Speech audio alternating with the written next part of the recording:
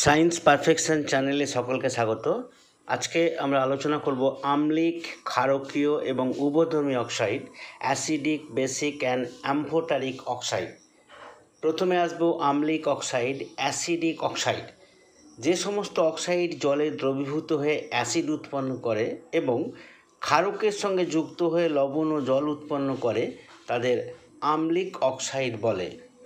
যে সমস্ত অক্সাইড জলে দ্রবীভূত হয়ে অ্যাসিড উৎপন্ন করে এবং ক্ষারকের সঙ্গে বিক্রিয়া করে লবণ এবং জল উৎপন্ন করে সেগুলিকে আম্লিক অক্সাইড বলা হবে।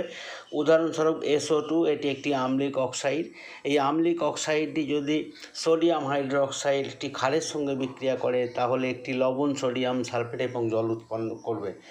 কার্বন ডাই অক্সাইড, এটিও একটি আম্লিক oxide. Carbon die oxide sodium হাইড্রোক্সাইডের সঙ্গে যুক্ত হয়ে সোডিয়াম কার্বনেট প্লাস জল উৎপন্ন করবে। ক্ষারকীয় অক্সাইড, বেসিক অক্সাইড, যে সকল অক্সাইড জলে দ্রবীভূত হয়ে ক্ষার উৎপন্ন করে এবং অ্যাসিডের সঙ্গে বিক্রিয়া করে লবণ ও জল উৎপন্ন করে তাদের ক্ষারকীয় অক্সাইড বলে। যে সমস্ত অক্সাইড জলে দ্রবীভূত হয়ে ক্ষার উৎপন্ন করে এবং অ্যাসিডের সঙ্গে বিক্রিয়া করে লবণ ও জল উৎপন্ন করে তাদের ক্ষারকীয় অক্সাইড বলে। উদাহরণস্বরূপ ক্যালসিয়াম অক্সাইড, এটি একটি ক্ষারকীয় oxide. Calcium oxide plus sulphuric acid is equal to calcium sulphate plus জল।